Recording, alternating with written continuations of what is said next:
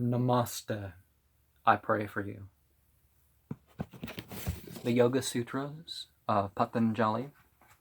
We move on here to verse 2 of Book 1. The intent of the following sutra is to state the distinguishing characteristic of this yoga. Yoga is the restriction of the fluctuations of mind stuff. By the non-use of the word all before the fluctuations, the yoga which is conscious of objects is also included under the denomination of yoga. Now mind stuff has three aspects. Guna, as appears from the first fact that it has a disposition to vividness. Prakya, to activity. Pravritti, and to inertia. Satati, for the mind stuff's aspect. Sattva, which is vividness, when coming led with rajas and tamas, acquires a fondness of supremacy, and for objects of sense, while the very same constituent aspect, sattva, when pervaded with tamas, tends towards demerit and non-perception and passionlessness, and towards a failure of its own rightful supremacy, and the very same sattva, when the covering of error has dwindled away, illuminated now in its totality, sarvatas, but faintly pervaded by rajas, tends towards merit and knowledge and passionlessness, and of its own rightful supremacy, and of the very same sattva, the stains of the last vestige of rajas, once removed, grounded in itself, and being nothing but the discernment, kyati, of the difference between the sattva and the self, tends towards the contemplation of the rain cloud of things. And an important thing I consider the technique of the non-awareness, as it's called, as the Saturnal technique, and of the head. It's not that you don't, I'm just going to blank my mind. No, it's that you turn off awareness of things. This sound, this sight, this turned off. But what's left? You become aware of something else, right? The designation given by contemplators, dhyanan, to this kind of mind stuff is the highest elevation, prasamkhyana, for the energy of intellect, chitta chakta, is immutable and does not unite with objects. It has objects shown to it and is undefiled by constituent aspects. It is unending, whereas this discriminate discernment, viveka kyate, whose essence is sattva, is therefore contrary to this energy of intellect, and is therefore to be rejected. Hence the mind stuff being disgusted with this discriminative discernment restricts even the insight. When it has reached this state, the mind stuff, after the restriction of the fluctuations, passes over to the subliminal impressions, samskara. This is so called ceaseless concentration. In this state, nothing becomes an object of consciousness. Such is concentration, not consciousness of objects. Accordingly, the yoga, which we have defined as the restriction of fluctuations of the mind stuff, is twofold. So is the smaller print his personal commentary? He introduces the second sutra with the words, the distinguishing characteristic is this. The words of this refer to the two kinds of yoga mentioned in the previous sutra. Yoga is the restriction of the fluctuations of mind stuff. Yoga is that particular state of mind stuff in which sources of validness and other fluctuations are restricted. The objection is made that this cannot be the distinguishing characteristic of yoga, since yoga consciousness of objects would be excluded. For in this conscious yoga, these fluctuations of mind stuff which have the sattva aspect are not restricted. The reply is by the non-use of the word all. If yoga had been said to be restrictions of all the fluctuations of mind stuff, yoga consciousness of objects would have been included. But if the objection be made that this includes too much, since there is restriction of sattva in the first three states, the reply is the restriction of the fluctuations of mind stuff, which are hostile to the latent deposit, achaya parapatan, of karma. From hindrances of restriction as thus qualified includes this yoga also, and this is so because there is a restriction of those mind stuff's fluctuations, which have the rajas and tamas aspect in this conscious yoga also, and that because that hostility to the hindrances is bhavat, a part of that tasya restriction. But why is this mind stuff, which is a single thing, in connection with its own restlessness and other stages? And since someone might be in doubt why the fluctuations of mind stuff, which is in such a threefold state, should be restricted, as now makes clear first of all the reasons for the mind stuff's connection with these states. Now mind stuff is in this threefold state, since the aspect sattva has a disposition to vividness, and since the aspect rajas has a disposition to activity, and since the aspect tamas has a disposition to inertia. The use of this word vividness is the use of a part of the whole upalak sanna. It alludes also to other kinds of sattva, to serenity and lightness and joy.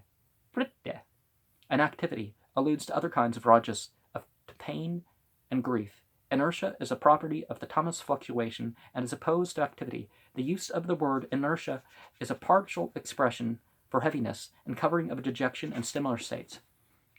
What he meant to say is this: the mind stuff, although a single thing, has, inasmuch as it is made up of three aspects, and inasmuch as aspects are not in equilibrium, a multitude of mutations, parinama, arising from a multitude of reciprocal antagonisms, and thus being consistent, have many states. He shows that the restlessness and other states of the mind stuff have, according to circumstances, a variety of subordinate states, for which is vividness. Mind stuff sattva is sattva in its forms as a mutation of mind stuff, and this mind stuff sattva in its form is vividness, and thus shown to be a preponderance of sattva in the mind stuff. In this mind stuff, when the rajas and tamas are somewhat less than the sattva, and when they are two and equal each to the other, then tada, that mind stuff, is that thing thus described in that comment, which acquires fondness of the supremacy for the objects of sense, sound, and so on. Though the mind stuff under the predominance of sattva desires to meditate upon reality, tattva, still when reality is concealed by tamas, it thinks that such supremacies as atomization and naman are the reality of, and desires to meditate upon them, tad. It meditates a moment, and then caught by rajas, although obtaining no permanence in its meditation on them, it gains nothing except a fondness for these things, but its natural inclination towards sound and so on. The object of sense is quite well known. Accordingly, in this way, mind stuff is said to be distracted. While describing the restless mind stuff, he alludes, alas, to the infatuated, the very same with tamas. Now, when tamas suppresses rajas and extends itself, and such rajas has become incapable of removing the tamas which covers the mind stuff sattva, the mind stuff covered with tamas tends towards demerit and other ignorance. Non-perception is declared to be misconceived perception, and also to be sleep perception, which is supported by alambana, by a cause of pratyaya, of a negation. And from this comes the suggestion, suchitta, of the infatuated state also. A failure of its own rightful supremacy is an obstruction to one's will in every direction. And remember, it could be said this appears on the Luciferian list because it's bringing out your own authority, your own self-mastery. That substance of the mind self is referred to, the covering. That is the tamas quality. That is the infatuation of which almost entirely prakarsanna dwindled. For the same reason, it is eliminated in its totality, its substance as effects, vichesa, and substances as cause, avichesa, and in the linga and the lingan, see 219, and the self. Still, it has not the capacity for merit and rightful supremacy, since it lacks activity. With regard to this, he says, pervaded by the rajas only. In other words, when the rajas is the active agent, merit and the rest do persist. Accordingly, for the two middle classes of yogins, the madhubhumika and the prajna yotis, who have attained to concentration consciousness of an object and the substance of sattva, and the mind stuff is included, he now describes the state of the mind stuff of the fourth class of contemplators, and the etikran tapanavitya, with the words the same. Since the stain of the last vestige of rajas is removed, the mind stuff is grounded in itself. And one will find a phrase, there's phrases in Al-Quran that you can translate as those who think seriously. Every type of philosophy is actually promoted in the Quran. Not per se the quotes. Philosophy is a method, right? It's not your quote. Thinking about things, looking into things for yourself, the science, your actual realization by yourself, that's actually encouraged stuff. The people who aren't involved in all this are not the ones referred to by those who think, those who remember, those who do this, who inwardly reflect, and various things like that. It goes. But anyways, we're sharing Yoga Sutra comments now. But now the goal of the substance sattva, of the thinking substance buddhi. When once the stain of rajas and tamas is purified by the joining of the upper and lower parts of the crucible, Puttapaka, which are the practice of passionlessness, and when it has withdrawn, see 254, the organs are concerned with objects of sense, and is grounded in itself, and is still a further function to perform parakarya, namely the discriminative discernment, referring to the sattva and the self, which performs its function insofar as its tax, adhikara, is unfinished. Now, okay, the Bhagavad Gita has a couple different versions, one from one lineage and one the other. There's very minor differences. From what I can't even remember what they are, as in most people wouldn't notice. But the Bhagavad Gita mentions Buddha Yoga, and Buddha Yoga is something that was present before Buddhism, and there was probably thousands of people who would have achieved a state that would have been called Buddhi, but they took 4 of them, and it sort of came to an end. Just like Christianity is, you start having the Christ figures real, and some of them real, most of them not, but most of them pretenders, but then you have Christianity to come to an end of it. So you have, but you can be a Buddha, you can achieve a sort of anointed consciousness, but you don't become the Christ of your nation, and just because you want to. It's not quite like that.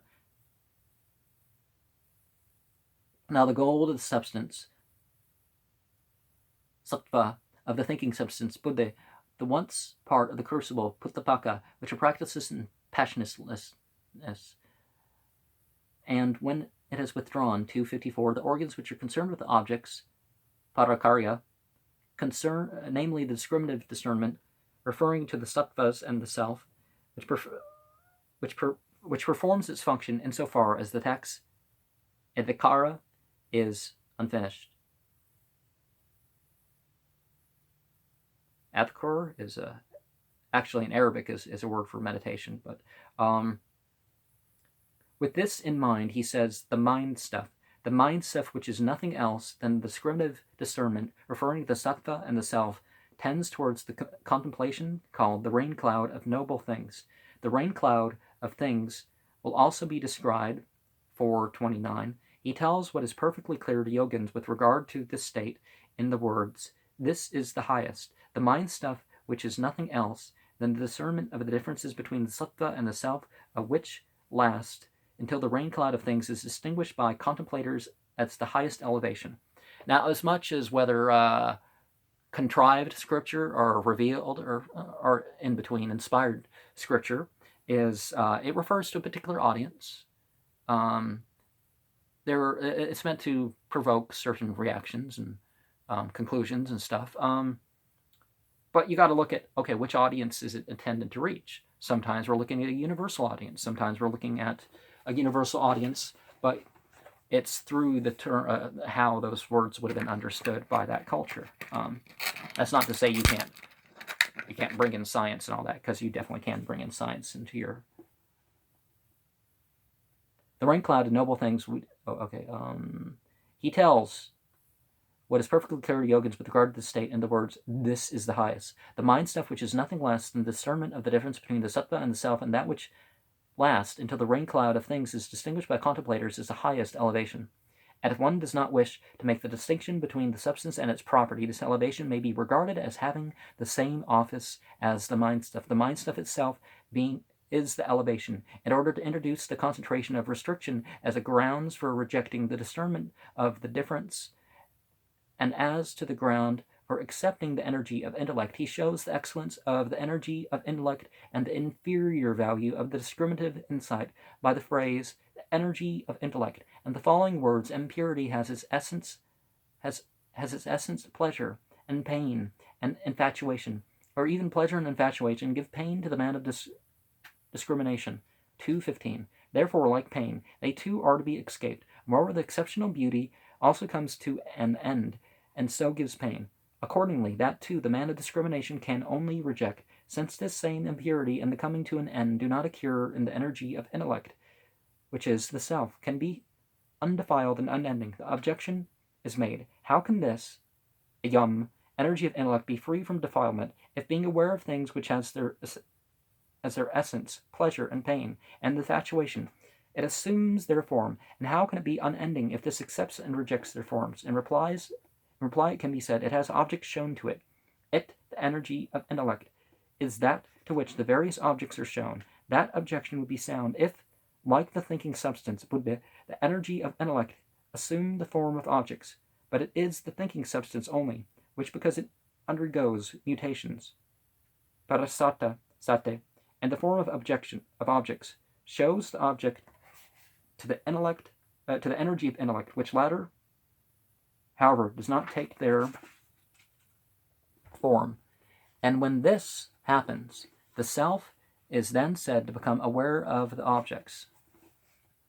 The objector acts. How can the energy of intellect, unless it strike upon the thinking substance which has taken the form of some object, know that object? Or if it do strike upon that object, how is it that it does not undergo a change into the form of that? To this he replies, does not unite with objects. Union is contingent. Not any one of this is an intellect. This is his meaning. If anyone asks why there is no union of this intellect with objects, the reply is, it is immutable. Mutation, which has the threefold character, C3:18, of external aspect, dharma, and time variation, laksana, and intensity, avestha, does not appertain to the energy of intellect, also epi. It does to the mind stuff in any such way that, by passing into a mutation in the form of an action, the energy of intellect should mutate in correspondence with the thinking substance. That is, the energy, even if it does not unite, can nevertheless be conscious of objects. He will now show to be possible. This is much established, that the energy of thought is unsullied by the aspects guna.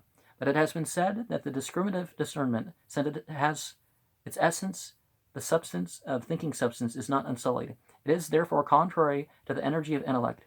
And since even the discriminative discernment is to be rejected, then how can you make mention of the other fluctuations in which abound in defects? This is the real meaning. Thence, that is, for the reason the introduction of the concentration of restriction is fitting. And he says, hence with this, the meaning is that he restricts even the discriminative discernment by the higher passionateness, which surely is nothing more than the complete calming of the perceptions. Now, what kind of mind stuff would that be that has all its fluctuations restricted? Well, non-suffering mind, right? In reply, he says, when it has reached that state, he speaks of that mind stuff, the state of which has restriction. He tells what restriction itself is, that the so-called seedless, the latent deposit, achaya, of karma, which corresponds with hindrances, birth, and length of life, and kind of enjoyment, 2:13, is the seed. That which is exempt from this is seedless. For this same seedless concentration, he indicates the proper technical term, which is current among yogins when he says, in this state nothing. He sums up with the words, the yoga, which we have defined as the restriction of fluctuations of the mind stuff is twofold. The mind's being in this unconscious state, what will then be the condition of the self? For it is this essence, Atman, of the self to receive knowledge, Buddha, reflected upon it by the thinking substance, Buddhi, as this in its turn receives the impression of external objects, and in this case, there is a total absence of objects in the thinking substance. 3. I guess that's the last one that I'm going to share as part of this video. Then the seer, that is the self, abides in himself. At that time, the energy of intellect is grounded in its own self, as it is when in the state of isolation, but when the mind stuff, as in its emergent state, the energy of intellect, although really the same, does not seem so. To introduce now the second sutra, he raises the question beginning, the mind being in this state, unconscious state. The question has the force of an objection. Now this self, whose essence is that it receives the knowledge, bodha, reflected upon it by the thinking substance, that which is matched into the form of one object after another, is always undergoing an experience, but there is no experience when the self is deprived of the knowledge of the thinking substance. For the very nature of this self is the knowledge, bodha, thrown upon the thinking substance, precisely as shining is the nature of the sun. Moreover, this knowledge of the thinking substance does not occur in that kind of mind which consists of subliminal impressions, samskara only. And further, a thing cannot exist without its own nature. If this is so, then why does not the self know that thinking substance also which consists of subliminal impressions only? To this he replies, there is a total absence of thought objects. The thinking substance as such, buddhimatra, is not the object of the self, but apitu, only in as far as fulfills the purposes of the self. 432. Now the two purposes of the self are discriminative insight and the enjoyment of objects, and these do not exist in the restricted state of the mind stuff. Thus the total absence of objects is established, the rebuttal also given in the sutra. Then the seer, and that is the self, abides in himself. The words in himself mean that the peaceful and the cruel and the infatuated nature falsely attributed to the self has ceased. For the self's intelligence, Chaitanya, is himself Svararupa, and is not conditioned, while the knowledge of the thinking substance has the various forms peaceful and other. Now remember my white initiation. A lot of what I'm getting to is stripping out the false, the false conditionings and finding out the real self behind it. Not, but again, Achvara, it's part of a devotional process. So it is subject to conditions, just as the crystal, which is in its own nature, is absolutely transparently white and subject to conditions. The redness of the crystal is its condition of being near the china rose, and when a condition ceases, there is no cessation of that thing conditioned, since this too would prove too much. This is the real point, and although the seer in himself, sarvupatah, cannot actually be divided, still when he, the author, and his Svararupa, he, the author of the comment, supposes a predicate relation, vikalpya, between the drastra and his Svararupa, and the words in himself, Svararupa, are put into the locative case. The same in its meaning is clear by the author of the comment when he says grounded in its own self. At that time means in the state of restriction and not in the state of emergence. The objection is made. This may be true, but if while the state of emergence of the energy of intellect is not grounded in itself, and while in the state of restriction is grounded in itself, then it would enter into mutation. Or else if in emergence it remains grounded in itself, then there would be no difference between emergence and restriction. In reply to this, he says, but when the mind stuff is in its emergent state, never does the energy of intellect, in that it is absolutely eternal, deviate from itself. Accordingly, as it is in restriction, just so is it in emergence also. Assuredly, mother of pearl, as such, Svararupa does not suffer increase or decrease of being, no matter whether the idea of perception, jnana, which refers to it, gochara, by the source of a valid idea, pramana, or the source of a misconception. The observer, however, although the thing is really the same, is under the illusion that it is not so. Atatatavena, compared with the concentration of restriction. Even this concentration, that is consciousness, is nothing more than emergence. Now, if we look at a color scale, and look at the color scale as sort of rising in the thing, we can go from red to ultraviolet and into some sort of white and black.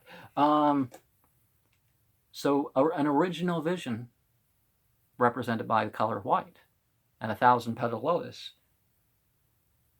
Of course, the 1,000-petal lotus being represented as the, so in the middle we would have a green and yellow, orange, well, yellow, orange, blue, purple. I guess purple would be throw violet, and well, it depends on what system you're looking at, how the color kind of graduates itself. But namaste. I make mention of you.